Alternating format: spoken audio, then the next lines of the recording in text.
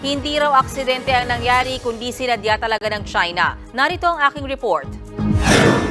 Napakuman conference bigla kaninang umaga si Pangulong Bongbong Marcos at ang National Security Cluster officials ng gobyerno. Kasunod yan ng pambabangga kahapon ng China sa bangka at barko ng Pilipinas. Kabilang sa mga dumalo sa command conference si Defense Secretary Gibo Chodoro. Kinundina niya ang pangaharas ng China sa ating exclusive economic zone. This is a serious escalation of the illegal activities conducted by the Chinese government in the West Philippine Sea in complete disregard of any norm or convention of international law.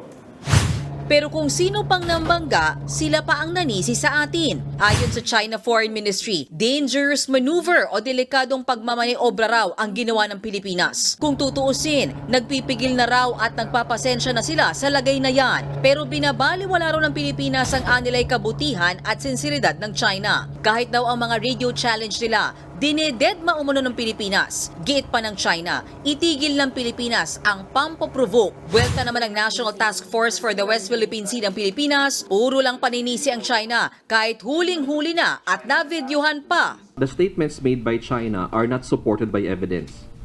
Parang kinuha lang sa hangin. That kind of statement collapses in the face of overwhelming evidence. Naniniwala rin si Solicitor General Menardo Guevara na sinadya ang pagbangga. It was obviously intentional, and for that reason, we considered that as a wrongful international act. For that would be a grave, kumbaga parang disregard for certain international conventions.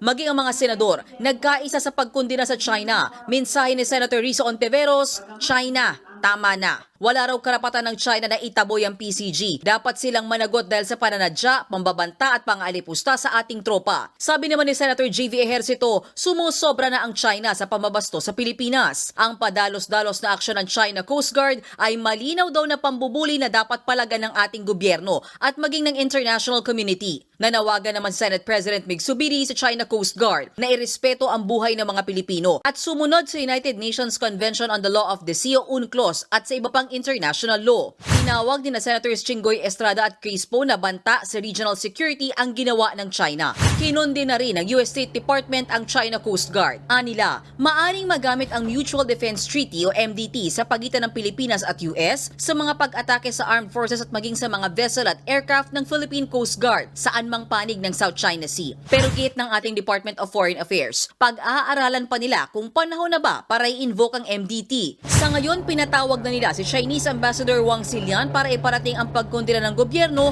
sa maituturing na irresponsable, delikado at iligal na kilos ng China Coast Guard. Naghain na rin tayo ng diplomatic protest. Mula noong 2020, 465 diplomatic protest ang inihain ng Pilipinas laban sa China.